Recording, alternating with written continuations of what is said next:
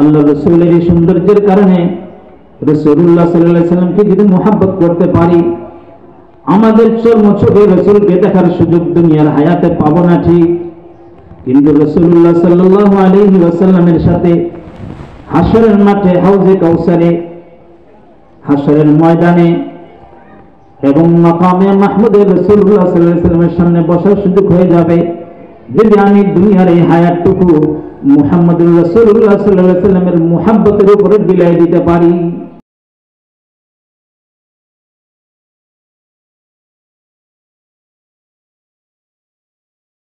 أن سيدنا وسندنا وحبيبنا وحبيب ربنا وطبيبنا وطبيب قلوبنا وأولانا ومولانا محمدا عبده ورسوله. أما بعد فأعوذ بالله من الشيطان الرجيم. بسم الله الرحمن الرحيم. ما كان محمد أبا أحد من رجالكم ولكن رسول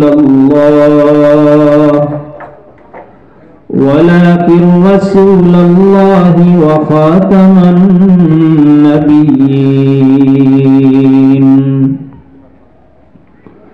وقال رسول الله صلى الله عليه وسلم: لا يؤمن أحدكم حتى أكون أحب إليه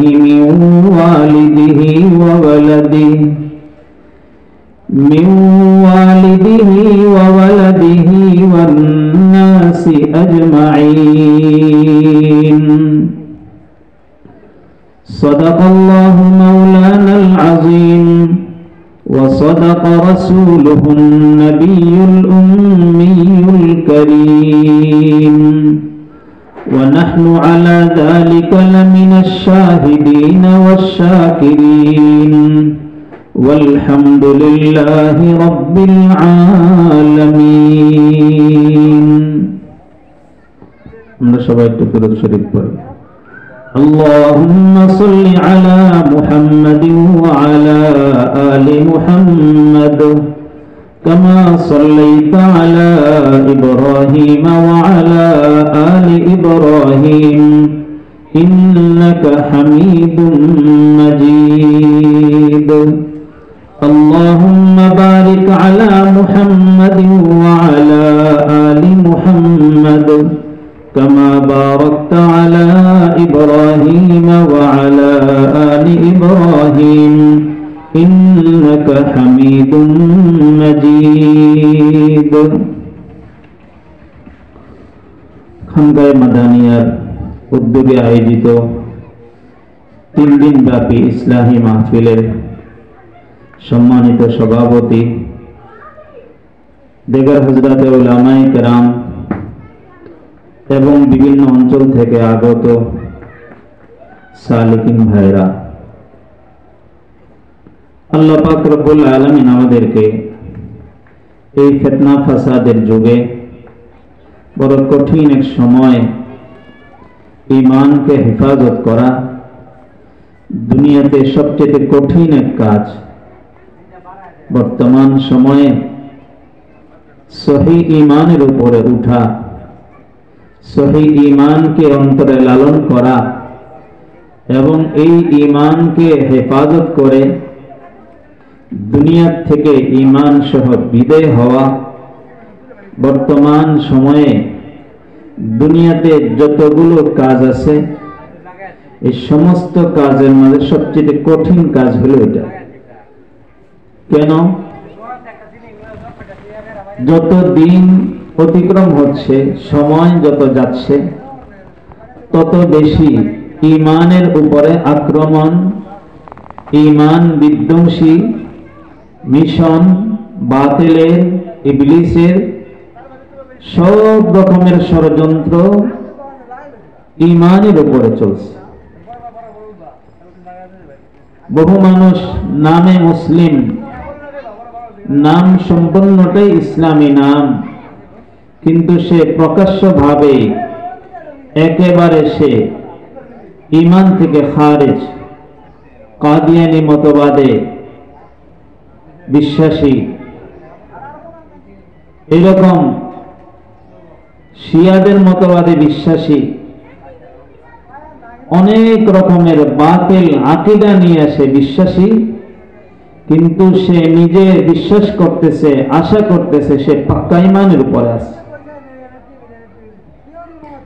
এই জন্য বর্তমান সময়ে আল্লাহ রাসূল সাল্লাল্লাহু আলাইহি ওয়াসাল্লামের ভবিষ্যৎবাণীর মধ্য থেকে এমন একটা ভবিষ্যৎবাণী আল্লাহ রাসূল করে গেছেন, এমন একটা সময় আসবে যে সময়ে ঈমানকে অন্তরের ভিতরে সঠিকভাবে লালন করা, ঈমানের উপরে নিজের জীবনকে পরিচালনা করা এতটাই কঠিন হবে যেমন নাকি হাতের মাঝে আগুনের জ্বলন্ত আংটা রাখা কঠিন, তার চেয়েও বেশি কঠিন হবে।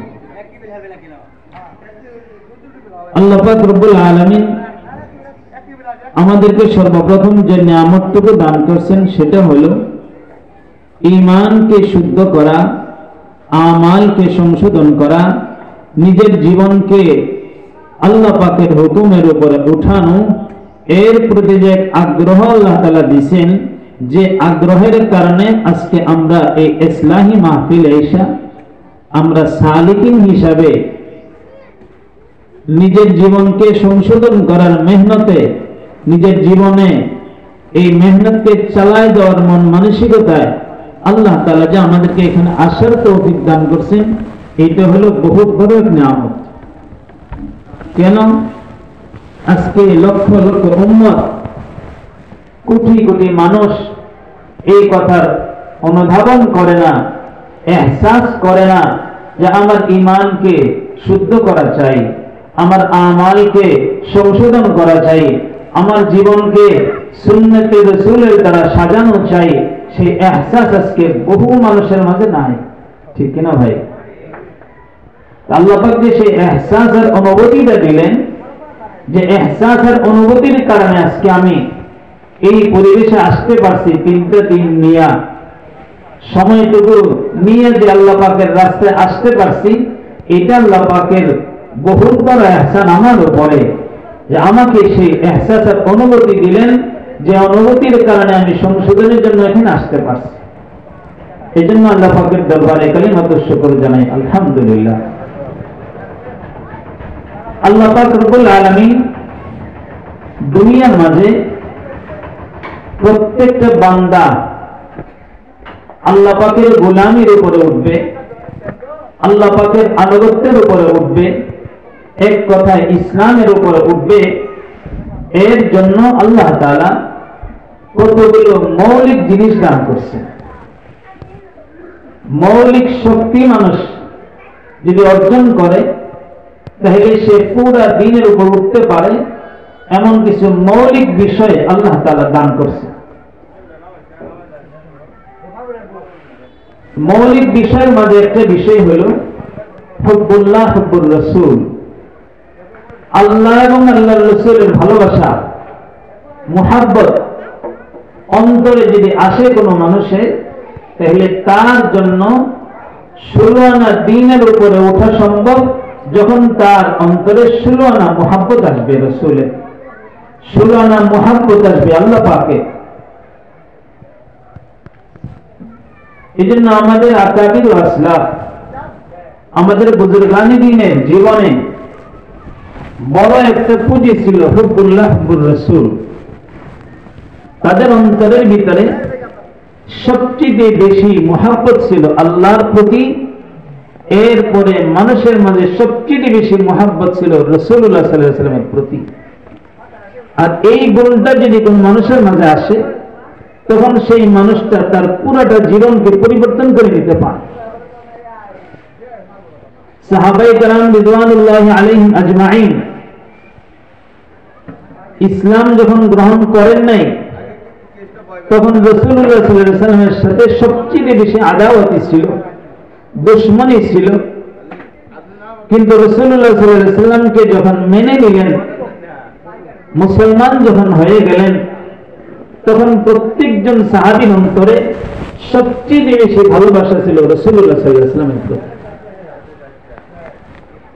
সবচেয়ে বেশি মুহাব্বত ছিল রাসূলের প্রতি।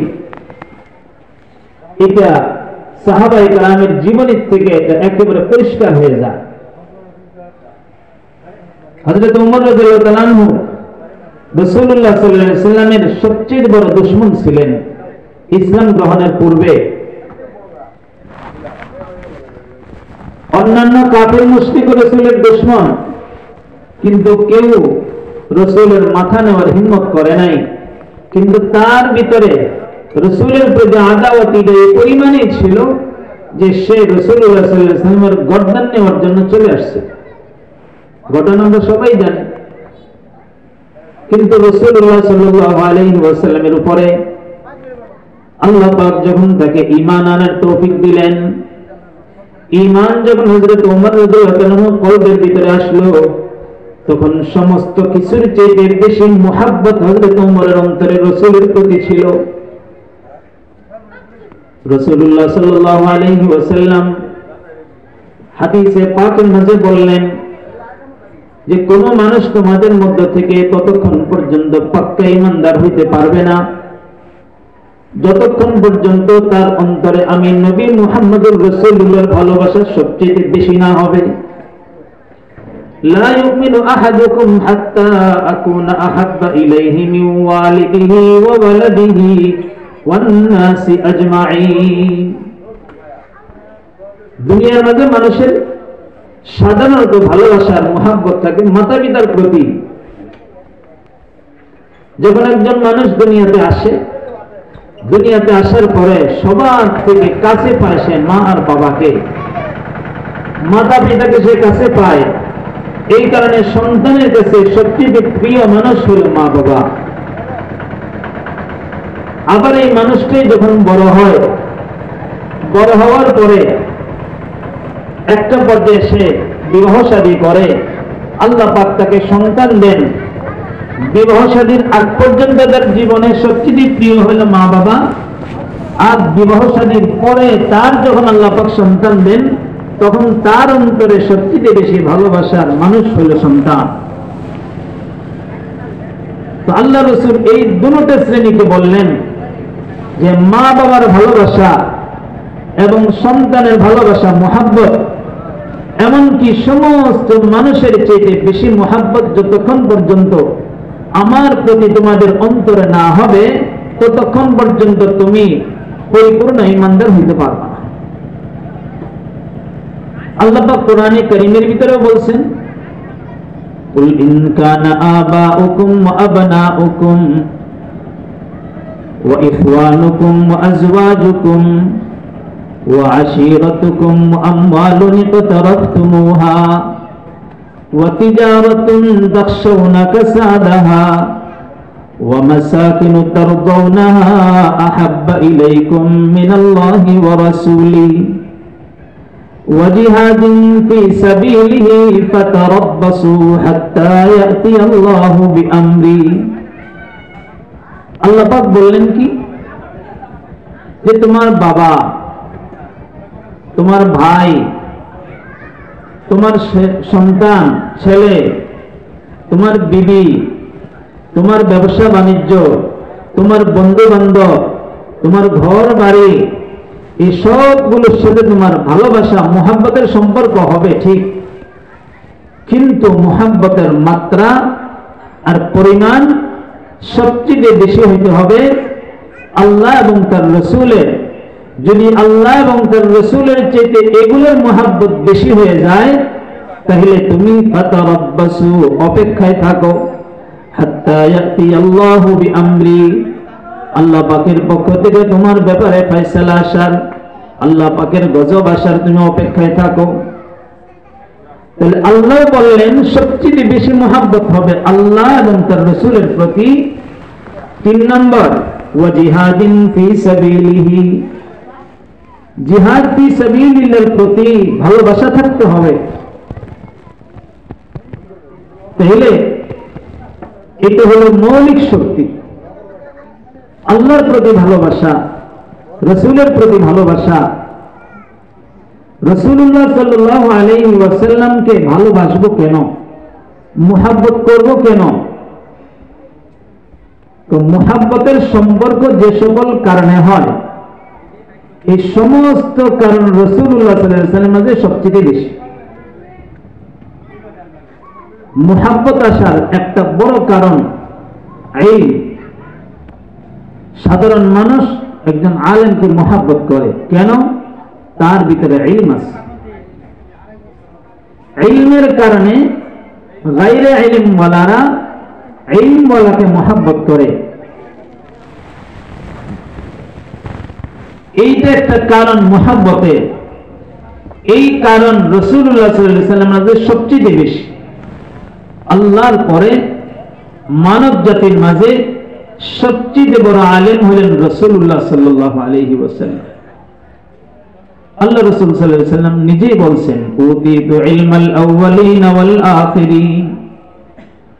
আল্লাহ পাক আমাকে, আমি মুহাম্মদুর রাসূলুল্লাহ দুনিয়াতে আসার পূর্বে যত নবী রাসূল এমনকি সমস্ত মানুষের ভিতরে আল্লাহ পাক যে ইলম দিছিলেন, যে জ্ঞান দিছিলেন, আসমানি যত ইলম আল্লাহ পাক দুনিয়াতে পাঠাইছিলেন, সমস্ত ইলম আল্লাহ পাক আমি মুহাম্মদুর রাসূলুল্লাহকে দান করছেন।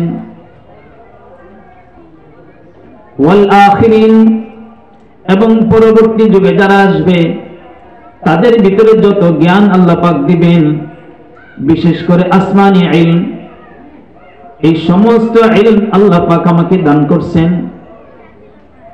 তাহলে দুনিয়ার মাঝে সবচেয়ে বড় আলেম, সবচেয়ে বড় জ্ঞানী হলেন রাসূলুল্লাহ সাল্লাল্লাহু আলাইহি ওয়াসাল্লাম। রাসূলুল্লাহ সাল্লাল্লাহু আলাইহি ওয়াসাল্লাম কত বড় জ্ঞানী, কত বড় আলেম যে রাসূলুল্লাহ সাল্লাল্লাহু আলাইহি ওয়াসাল্লামের ইলমের চর্চা।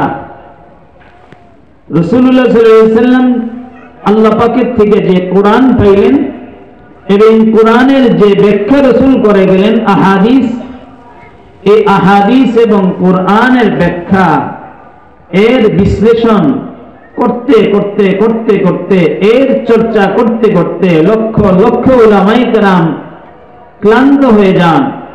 ওনাদের পুরা জিন্দেগীর সাধনা চলে যায় রাসূলুল্লাহ সাল্লাল্লাহু আলাইহি ওয়াসাল্লামের ইলমের চর্চার পিছনে। কিন্তু কেউ এই কথা বলতে পারে না যে রাসূলুল্লাহ সাল্লাল্লাহু আলাইহি ওয়াসাল্লামের ইলম পুরাটাকে কেউ আয়ত্ত করতে পারছে। রাসূলের ইলম এত বেশি যে রাসূলের সমস্ত ইলমকে এখনো পর্যন্ত কোনো ব্যক্তি আয়ত্ত করতে পারে না। তাহলে রাসূল সবচেয়ে বড় ইলমওয়ালা। ইলমের কারণে যদি মুহাব্বত করো, তাহলে সবার আগে সবচেয়ে বেশি মুহাব্বত করা লাগবে আল্লাহ রাসূল সাল্লাল্লাহু আলাইহি ওয়াসাল্লাম। 2 নম্বর, মানুষ একজন আরেকজনকে মুহাব্বত করে একটা সম্পর্কের কারণে, নিসবতের কারণে। ছাত্র শিক্ষককে মুহাব্বত করে ছাত্র শিক্ষকের সম্পর্কের কারণে। মুরিদ তার শায়েখকে মুহাব্বত করে কি কারণে? এই ইসলাহি সম্পর্কের কারণে। মা বাবাকে সন্তান মুহাব্বত করে কি কারণে? মা বাবা আর সন্তানের সম্পর্কের কারণে। তাহলে দুনিয়ার সমস্ত সম্পর্ক যেগুলোর কারণে মানুষ একে অপরকে মুহাব্বত করে, এই সমস্ত সম্পর্কের মাঝে সবচেয়ে দামি, সবচেয়ে বড় সম্পর্ক হলো উম্মত আর নবীর সম্পর্ক। উম্মত আর নবীর সম্পর্ক সবচেয়ে দামি। কেননা অন্যান্য সম্পর্ক দুনিয়াতে সাময়িক কাজে লাগলেও আখিরাতে যদি মুহাম্মদুর রাসূলুল্লাহ সাল্লাল্লাহু আলাইহি ওয়াসাল্লামের সাথে সম্পর্ক ঠিক না থাকে, তাইলে আখিরাতে মাতা পিতার সম্পর্ক, সন্তানের সম্পর্ক, শেখের সম্পর্ক, অন্য যত সম্পর্ক আছে কোন সম্পর্ক দিয়ে আখিরাতে পার পাওয়া যাবে না। কিন্তু যদি মুহাম্মদুর রাসূলুল্লাহ সাল্লাল্লাহু আলাইহি ওয়াসাল্লামের সাথে নবী আর উম্মতের সম্পর্কটা যদি মজবুত থাকে, তাহলে সেই সম্পর্কের কারণে দুনিয়াতেও ইজ্জতের পোশাক পাবে, আখিরাতেও মুক্তির পোশাক সে পেয়ে যাবে। অন্যান্য সমস্ত সম্পর্ক আখিরাতে নষ্ট হয়ে যাবে। ইয়াউমা ইয়াফিরুল মার'উ মিন আখিহি ওয়া উম্মিহি ওয়া আবিহি ওয়া সাহিবাতিহি ওয়া বানিহি লিকুল্লি ইমরিইম মিনহুম ইয়াউমাইযিন শা'নুন ইউগনিহি। আল্লাহ পাক কোরআনে কারীমের ভিতরে বলেন, হাসরের মাঠের দৃশ্য যখন কঠিন অবস্থা হবে, হাসরের মাঠ যখন কায়েম হবে, মানুষ যখন ভয়ে ভীত সন্ত্রস্ত হয়ে যাবে, তখন সন্তান মা বাবার থেকে ভাগবে, মা বাবা সন্তান থেকে পালাবে, ভাই ভাই থেকে পালাবে, বন্ধু বান্ধব থেকে পালাবে, প্রত্যেকে নিজেকে নিয়ে ব্যস্ত থাকবে। লিকুল্লি ইমরিইম মিনহুম ইয়াউমাইযিন শা'নুন ইউগনিহি, প্রত্যেকেই নিজের ব্যাপারে নিজে ব্যস্ত থাকবে, অন্যের কোনো ফিকির করবে না। কিন্তু যে উম্মতের মুহাম্মদুর রাসূলুল্লাহ সাল্লাল্লাহু আলাইহি ওয়াসাল্লামের সাথে নবী আর উম্মতের সম্পর্কটা ঠিক থাকবে, সেই উম্মত হাসরের মাঠে একটা জায়গা পাবে, মুহাম্মদুর রাসূলুল্লাহ সাল্লাল্লাহু আলাইহি ওয়াসাল্লামের কাছে যাইয়া নিজের উজরের কথা বলতে পারবে, এবং মুহাম্মদুর রাসূলুল্লাহ সাল্লাল্লাহু আলাইহি ওয়াসাল্লামও সেই সম্পর্ক যারা ঠিক রাখবে তাদের জন্য সুপারিশ এবং শাফাআতের সুযোগ করে দিবেন। আল্লাহ পাক রাসূলকে সুযোগ করে দিবেন, রাসূলুল্লাহ সাল্লাল্লাহু আলাইহি ওয়াসাল্লাম শাফাআত করবেন। এই শাফাআত পাওয়া না পাওয়া এর মাবনা আর ভিত্তি হলো রাসূলের সাথে এই সম্পর্ক ঠিক রাখা আর না রাখার উপর।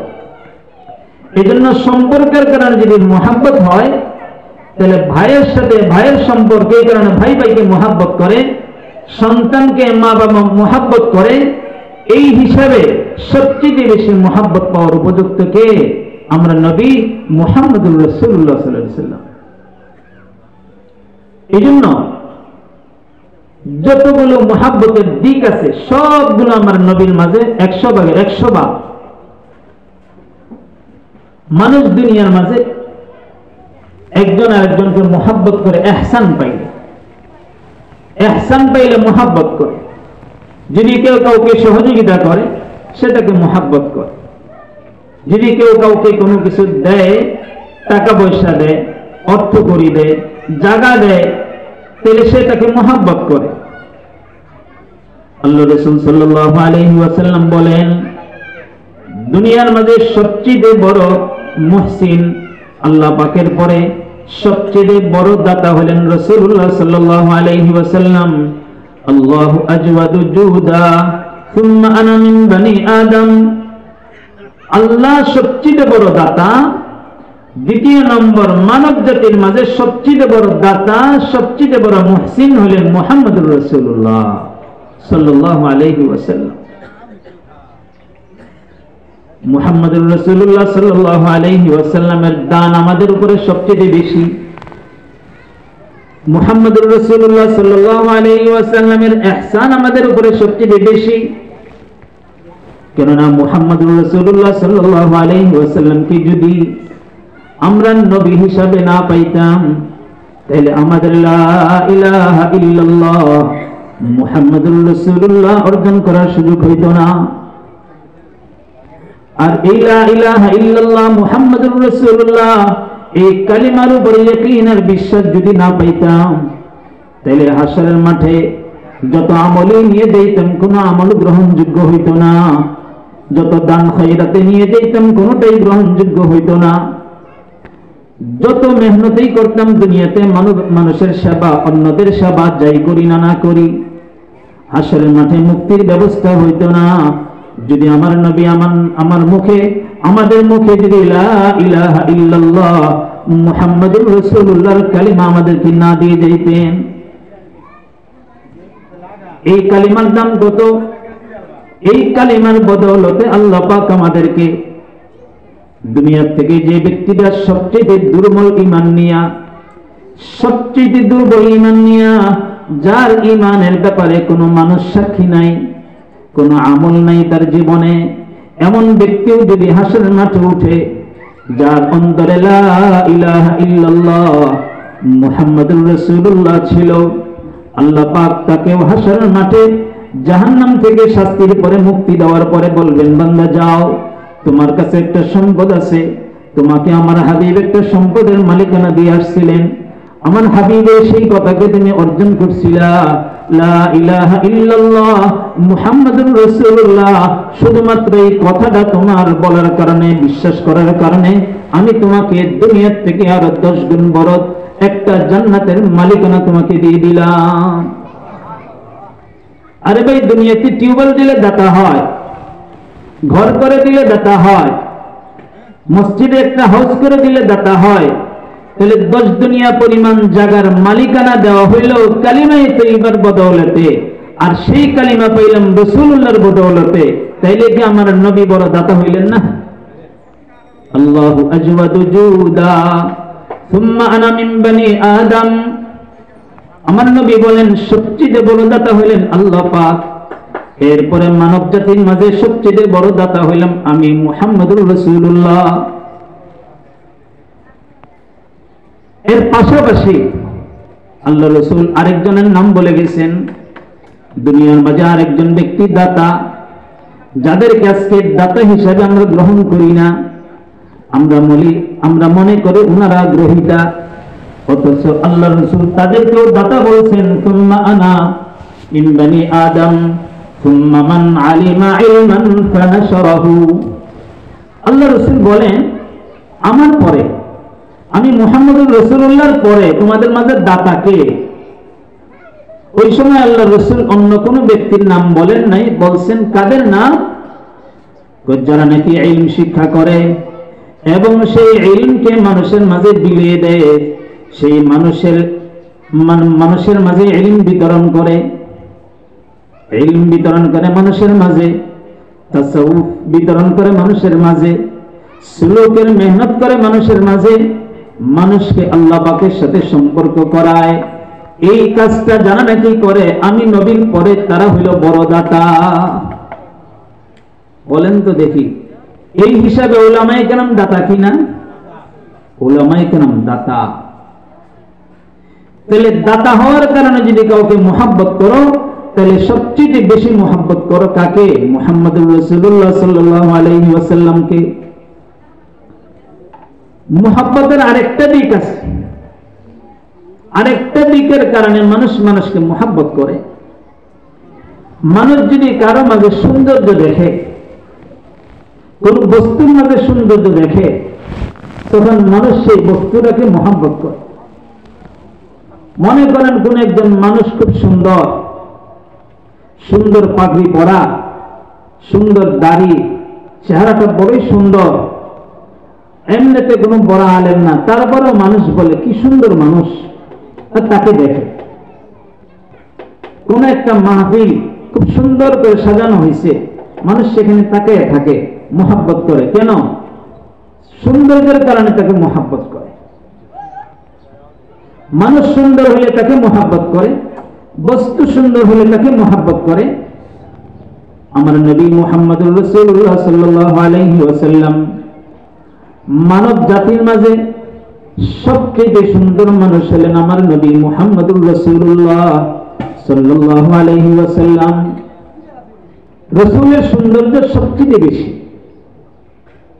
দুনিয়ার মাঝে, রাসূলের চাইতে কোনো সুন্দর ব্যক্তি হতে পারে না।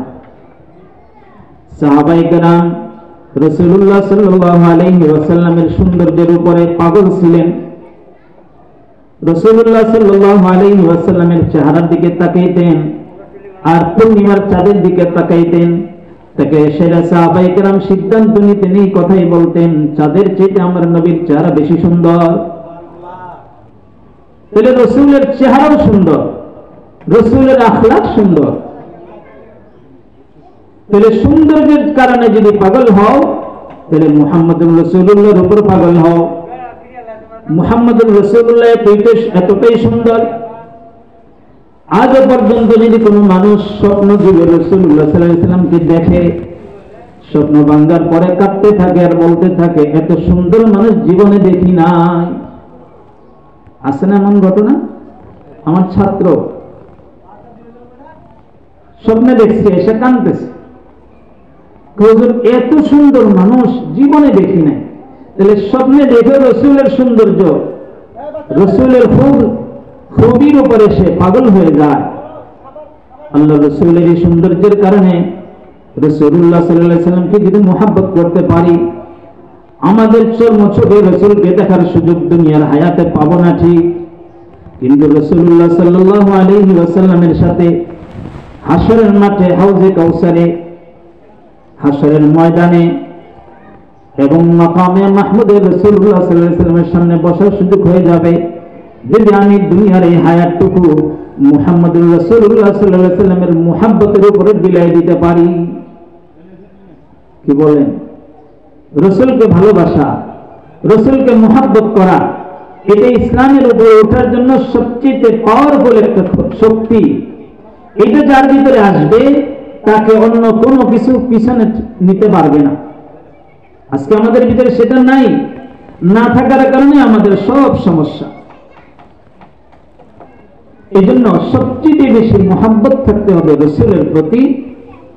আর রাসূলের প্রতি ভালোবাসা, মুহাব্বত যখন শুরু আনা হবে, তখন আমি আল্লাহ পাকের ভালোবাসা পাওয়ার পাত্র হয়ে যাব। কুল ইন কুনতুম তুহিব্বুনাল্লাহ ফাত্তাবিউনি ইউহিব্বুকুমুল্লাহ। আল্লাহ বলেন, ও নবী আপনি একটা ঘোষণা দিয়ে দেন যে আল্লাহকে মুহাব্বত করার দাবিদার তো তোমরা, আল্লাহকে ভালোবাসো, মুহাব্বত করো, কিন্তু আল্লাহকে ভালোবাসা, আল্লাহর মুহাব্বত অর্জন করার মাধ্যম হলো আমি মুহাম্মদুর রাসূলুল্লাহর ইত্তেবা, আমার অনুসরণ করো। আচ্ছা, এখন কে কার অনুসরণ করে? যে যাকে ভালোবাসে সে তাকে অনুসরণ করে। দেখবেন আমাদের সমাজে কিছু ছেলে আছে, এরা বিভিন্ন নাম্বারি গেঞ্জি গায়ে দেয়। জিজ্ঞাসা করলে, কি গো তুমি এই গেঞ্জি কেন পরো? ওই খেলোয়াড় এই গেঞ্জি পরে। তোমার চুল এইভাবে কাটো কেন? আমার অমুক বন্ধু এইভাবে চুল কাটে। তুমি এইভাবে চলো কেন? আমার বন্ধু বান্ধব এভাবে চলে। এক একজন এক একজনকে ফলো করে। কেন ফলো করে? সে তাকে মুহাব্বত করে। তবে দুনিয়ার মানুষ একজন আরেকজনকে ফলো করার আগে তার অন্তরে লাগে মুহাব্বত। যাকে মুহাব্বত করে না সে তাকে ফলো করে না। আল্লাহ বললেন, ও নবী আপনি ঘোষণা দিয়ে দেন, আপনাকে ফলো যদি করে তাহলে আমার ভালোবাসা পাবে। আমার ভালোবাসার দাবি ঠিক হবে তখনই যখন আপনাকে ফলো করবে। এখন আপনাকে ফলো করবে, ফলো করার আগে তো কি লাগবে? আপনার ভালোবাসা লাগবে। ভালোবাসা না হলে তো আপনাকে ফলো করতে পারবে না। এই জায়গার ভিতরে আল্লাহ পাক রাসূলকে ভালোবাসার কথা বলেন নাই, কিন্তু ওই আয়াতের ভিতরে বলে দিয়েছেন রাসূলকে ভালোবাসো, তোমার সন্তান সন্ততি, তোমার সম্পদ, ঘর বাড়ি, ব্যবসা বাণিজ্য সব কিছুর চেয়ে বেশি মুহাব্বত করো রাসূলকে। কেন? তো মুহাব্বত না করলে তুমি তো কুল ইন কুনতুম তুহিব্বুনাল্লাহ ফাত্তাবিউনির উপর উঠতে পারবে না। রাসূলের আনুগত্যের উপরে ওঠার জন্য কি লাগবে? রাসূলের মুহাব্বত লাগবে। এই জন্য আমাদের আকাবিরিন হযরতে কেরাম, আমাদের বুজুর্গানে দ্বীন, আমরা যে তরিকার সাথে সম্পৃক্ত, আমাদের সমস্ত মাশায়েখিনের অন্তরটা ভরা ছিল রাসূলের ভালোবাসা, রাসূলের মুহাব্বতে ভরা ছিল। এই জন্য আমরা যেন রাসূলুল্লাহ সাল্লাল্লাহু আলাইহি ওয়াসাল্লামকে মুহাব্বত করা শিখি, রাসূলের মুহাব্বত অর্জন করার চেষ্টা করি। রাসূলুল্লাহ সাল্লাল্লাহু আলাইহি ওয়াসাল্লামের মুহাব্বত আমার অন্তরে আছে কিনা সেটা প্রমাণ হবে আনুগত্যের মাধ্যমে। আমি যদি রাসূলুল্লাহ সাল্লাল্লাহু আলাইহি ওয়াসাল্লামের সুন্নতের পাবন্দ হই, তাহলে বোঝা গেল আমি রাসূলুল্লাহ সাল্লাল্লাহু আলাইহি ওয়াসাল্লামকে মুহাব্বত করি। আর যদি আমি সুন্নতের পাবন্দি না করি, রাসূলের সুন্নতের উপর উঠতে না পারি, এটা আমার মেজাজে ভালো লাগে না, এটা আমার তবিয়তে ভালো লাগে না, আমি এর উপর উঠতে না পারি, বোঝা গেল আমি নামদারি মুহাম্মদুর রাসূলুল্লাহ পাগল হলেও আমার নামের ভিতরে যদিও আমি লিখি যে আমি রাসূলের আশিক, আমি আসলে রাসূলের আশিক হইতে পারি না। এজন্য সর্বপ্রথম আল্লাহ এবং তার রাসূলের ভালোবাসা মুহাব্বত অন্তরে অর্জন করা, এবং আল্লাহ এবং তার রসুল সম্পর্কে ধারণাকে সঠিক করা, আল্লাহর প্রতি ধারণাকে সঠিক করা, রসুলের প্রতি ধারণাকে সঠিক করা, এটাকে বলা হয় ঈমান। এই জায়গাটার ভিতরে আজকে মুসলমান বুঝে না বুঝে, জানা না থাকার কারণে অথবা আবেগে এই জায়গাটার ভিতরে বহু গলতির মাঝে আজকে মুসলমান। আল্লাহর সাথে ধারণার পরিধি কি হবে, আল্লাহ সম্পর্কে তার ধারণাটা কেমন হবে, আর রসুল সম্পর্কে তার ধারণাটা কেমন হবে, এই পার্থক্যটা উম্মতের মাঝে নাই। ঠিক কিনা ভাই? আপনাদের এদিকে বলে কিনা জানি না, আমাদের সমাজে